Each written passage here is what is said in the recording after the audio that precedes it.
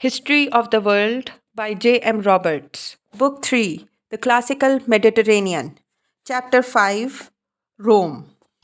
There was a persistent tendency, accelerating rapidly in the 3rd and 2nd centuries BC, for many of the plebs who, in earlier days, had preserved some independence through possession of their own land to sink into poverty. Meanwhile, the new aristocracy increased its relative share of land as conquest brought in new wealth. This was a long drawn out process, and while it went on, new subdivisions of social interest and political weight appeared. Furthermore, to add another complicating factor, there grew up the practice of granting citizenship to Rome's allies. The Republic, in fact, saw a gradual enlargement of the citizen class, but a real diminution of its power to affect events.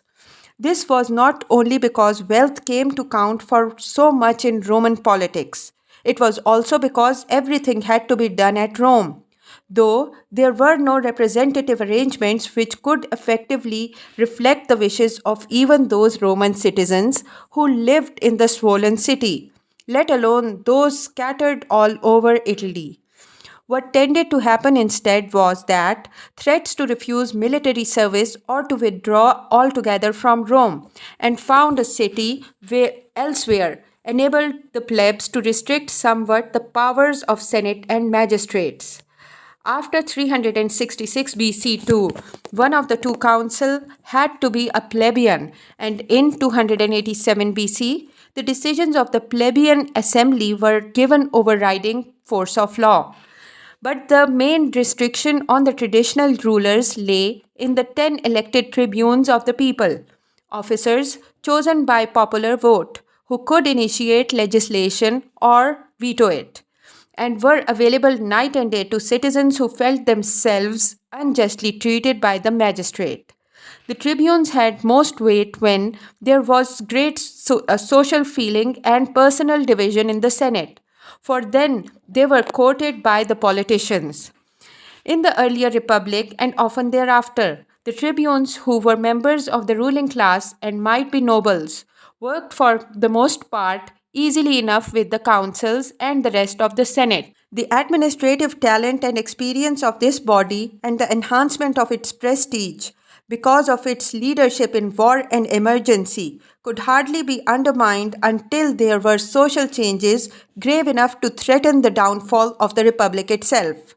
The constitutional arrangements of the early republic were thus very complicated but effective. They prevented violent revolution and permitted gradual change. Yet, they would be no more important to us than those of Thebes of Syracuse, had they not made possible and presided over the first phase of victorious expansion of Roman power. The story of the Republic's institutions is important for even later periods too, because of what the Republic itself became. Almost the whole of the 5th century was taken up in mastering Rome's neighbors, and her territory was doubled in the process. Next, the other cities of the Latin League were subordinated. When some of them revolted in the middle of the 4th century, they were forced back into it on harsher terms. It was a little like a land version of the Athenian Empire 100 years before. Roman policy was to leave her allies to govern themselves, but they had to subscribe to Roman foreign policy and supply contingents to the Roman army. In addition, Roman policy favored established dominant groups in other Italian communities, and Roman aristocratic families multiplied their personal ties with them. The citizens of communities were also admitted to rights of citizenship if they migrated to Rome. Etruscan hegemony in central Italy, the richest and most developed part of the peninsula, was thus replaced by Roman. Roman military power grew, as did the number of subjected states. The Republic's own army was based on conscription.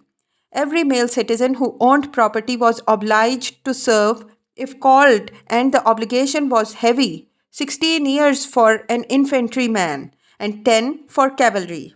The army was organized in legions of 5,000, which fought at first in solid phalanxes with long pike like spears.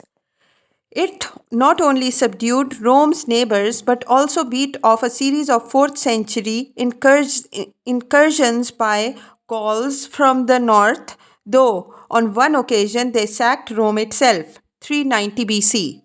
The last struggles of this formative period came at the end of the 4th century when the Romans conquered the Samnite peoples of the Abruzzi. Effectively, the Republic could now tap allied manpower from the whole of central Italy. Rome was now at last face to face with the western Greek cities. Syracuse was by far the most important of them. Early in the 3rd century, the Greeks asked the assistance of a great military leader of the mainland Greece, Pyrrhus, the king of Epirus, who campaigned both the Romans and the Carthaginians 280 to 275 BC, but achieved only the costly and crippling victories to whose type he gave his name. He could not destroy the Roman threat to the Western Greeks. Within a few years, they were caught up willy nilly in a struggle between Rome and Carthage, in which the whole Western Mediterranean was at stake, the Punic Wars. They form a duel of more than a century. Their name comes from the Roman rendering of the word Phoenician, and unfortunately, we have only the Roman version of what happened. There were 3 bursts of fighting, but the first 2 settled the question of preponderance. In the first, 264 to 241 BC, the Romans began naval warfare on a large scale for the first time. With their new fleet, they took Sicily and established themselves in Sardinia and Corsica. Syracuse abandoned an earlier alliance with Carthage, and western Sicily and Sardinia became the first Roman provinces, a momentous step in 227 BC. This was only round 1. As the end of the 3rd century approached, the final outcome was not yet discernible, and there is still argument about which side, in this touchy situation, was responsible for the outbreak of the Second Punic War, 218 to 201 BC, the greatest of the 3. It was fought in a greatly extended theater, for when it began, the Carthaginians were established in Spain. Some of the Greek cities there had been promised Roman protection. When one of them was attacked and sacked by a Carthaginian general, Hannibal, the war began. It is famous for Hannibal's great march to Italy and passage of the Alps with an army including elephants, and for its culmination in the crushing Carthaginian victories of Lake Trasimene and Cannae, 217 and 216 BC, where a Roman army twice the size of Hannibal's was destroyed. At this point, Rome's grasp on Italy was badly shaken. Some of her allies and subordinates began to look at Carthaginian power with a new respect. Virtually all the south changed sides, though central Italy remained loyal. With no resources save her own exertions and the great advantage that Hannibal lacked the numbers needed to besiege Rome, Rome hung on and saved herself. Hannibal campaigned in an increasingly denuded countryside far from his base. The Romans mercilessly destroyed Capua, a rebellious city, without Hannibal coming to help her, and then boldly embarked upon a strategy of striking at Carthage in her own possessions, especially in Spain. In 209 BC, New Carthage was taken by the Romans. When an attempt by Hannibal's younger brother to reinforce him was beaten off in 207 BC, the Romans transferred their offensives to Africa itself. There, at last, Hannibal had to follow them to meet his defeat at Zama in 202 BC, the end of the war. This battle settled more than a war. It decided the fate of the whole western Mediterranean. Once the Po Valley was absorbed early in the 2nd century, Italy was, whatever the forms, henceforth subject to Rome. The peace imposed on Carthage was humiliating and crippling. Roman vengeance pursued Hannibal himself and drove him to exile at the Seleucid court. Because Syracuse had once more allied with Carthage during the war, her presumption was punished by the loss of her independence.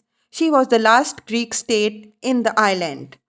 All Sicily was now Rome, as was southern Spain, where another province was set up. Nor was this all.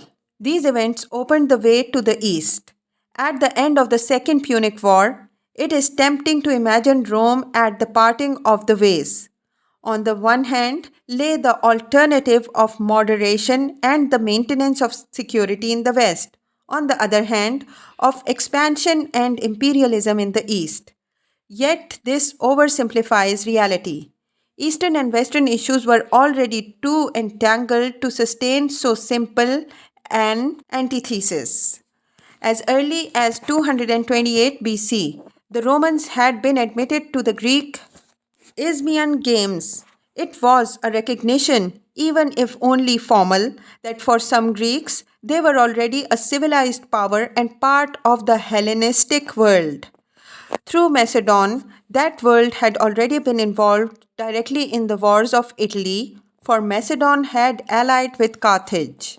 Rome had therefore taken the side of Greek cities opposed to Macedon and thus began to dabble in Greek politics. When a direct appeal for help against Macedon and the Seleucids came from Athens, Rhodes, and a king of Pergamon in 200 BC, the Romans were already psychologically ready to commit themselves to the Eastern enterprise. It is unlikely, though, that any of them saw that this could be the beginning of a series of adventures from which could emerge a Hellenistic world dominated by the Republic. Another change in Roman attitudes was not yet complete, but was beginning to be effective. When the struggle with Carthage began, most upper class Romans probably saw it as essentially defensive. Some went on fearing even the crippled enemy left after Zama. The call of Cato in the middle of the next century, Carthage must be destroyed, was to be famous as an expression of an implacable hostility arising from fear. Nonetheless, the provinces won by war had begun to awake men's minds to the other possibilities and soon supplied other motives for its continuation. Slaves and gold from Sardinia, Spain, and Sicily were soon opening the eyes of Romans to what the rewards of the empire might be. These countries were not treated like mainland Italy as allies, but as resource pools to be administered and tapped. A tradition grew up under the Republic too, of generals distributing some of the spoils of victory to their troops. The twists and turns are complicated, but the main stages of Roman expansion in the East in the 2nd century BC are obvious enough. The conquest and reduction of Macedon to a province was accomplished in a series of wars ending in 148 BC. The phalanxes were not what they had been, nor was Macedonian generalship. On the way, the cities of Greece had also been reduced to vassalage and forced to send hostages to Rome. An intervention by a Syrian king led to the first passage of Roman forces to Asia Minor. Next came the disappearance of the kingdom of Pergamon, Roman hegemony in the Aegean, and the establishment of the new province of Asia in 133 BC. Elsewhere, the conquest of the remainder of Spain, except the northwest, the organization of a tributary confederacy in Illyria, and the provincial organization of southern France in 121 BC, meant that the coasts from Gibraltar to Thessaly were all under Roman rule. Finally, the chance long sought by the enemies of Carthage came in 149 BC, with the start of the Third and Last Punic War. 3 years later, the city was destroyed. Plows were run over its sides, and a new Roman province covering western Tunisia, Africa, existed in its stead. Thus was the empire made by the Republic. Like all empires, but perhaps more obviously than any earlier one, its appearance owed as much to chance as to design. Fear, idealism, and eventually cupidity were the mingled impulses which sent the legions further and further afield. Military power was the ultimate basis of Roman Empire, and it was kept up by expansion. Numbers were decisive in overcoming Carthaginian experience and tenacity, and the Roman army was large. It could draw upon an expanding pool of first class manpower available from allies and satellites, and republican rule brought order and regular government to new subjects. The basic units of the empire were its provinces, each ruled by a governor with proconsular powers, whose posting was formally for 1 year. Beside him stood a taxing officer. Empire inevitably had political consequences at home. In the first place, it made it even more difficult to ensure popular participation, that is, the participation of poor citizens in the government. Prolonged warfare reinforced the day to day power and the moral authority of the Senate, and it must be said that its record was a remarkable one. Yet the expansion of territory carried even further. Shortcomings are already apparent in the extension of Roman rule over Italy. Serious and novel problems arose. One was posed by the new opportunities war and empire gave to generals and provincial governors. The fortunes to be made, and made quickly, were immense. Not until the days of the Spanish conquistadors or the British East India Company were such prizes so easily available to those in the right place at the right time. Much of this was legal. Some was simply looting and theft. Significantly, in 149 BC, a special court was created to deal with illegal extortion by officials. Whatever its nature, access to this wealth could only be obtained through participation in politics, for it was from the Senate that governors were chosen for the new provinces, and it was the Senate which appointed the tax gatherers who accompanied them from among the wealthy but non noble class of equites or knights. Another constitutional weakness arose because the principle of annual elections of magistrates had more and more frequently to be set aside in practice. War and rebellion in the provinces provided emergencies which councils elected for their political skill might well find beyond them. Inevitably, proconsular power fell into the hands of those who could deal with emergencies effectively, usually proven generals.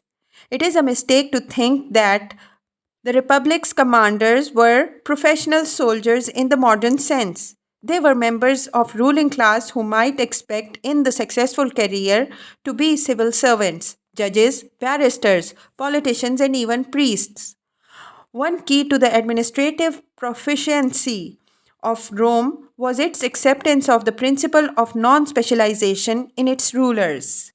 Nonetheless, a general who stayed years with his army became a different sort of political animal from the proconsuls of the early republic, who commanded an army for one campaign and then returned to Rome and politics. Paradoxically, it was a weakness that the provincial governorships were themselves annual. In that lay a temptation to make hay while the sun shone. If this was one way by which irresponsibility crept into the administrative structure, there was a corresponding tendency for successful generals in the field for longer to withdraw to themselves the loyalty soldiers owed to the republic. Finally, there was even a kind of socialized corruption, for all Roman citizens benefited from the empire, which made possible their exemption from any direct taxation. The provinces were to pay for the homeland. Awareness of such evils lies behind much moralizing condemnation and talk of decline which arose in the 1st century BC, when their impact became fatal.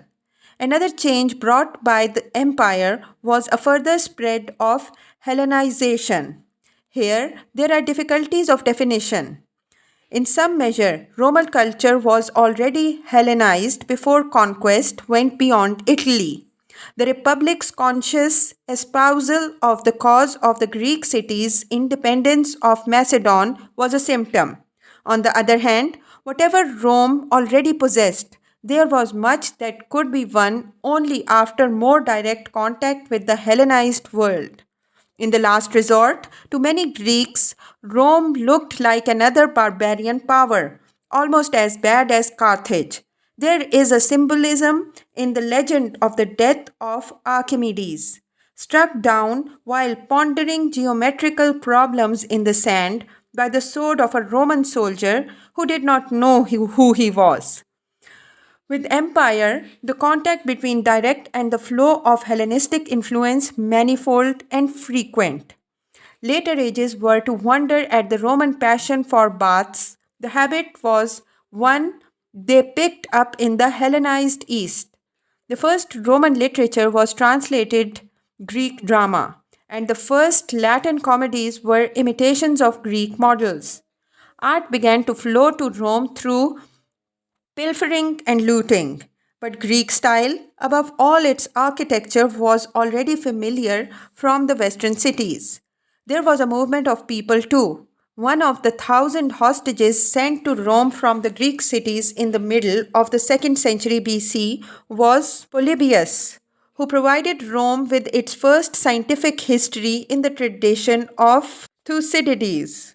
His history of the years 220 to 146 BC was a conscious exploration of a phenomenon which he felt would mark a new epoch: Rome's success in overthrowing Carthage and conquering the Hellenistic world.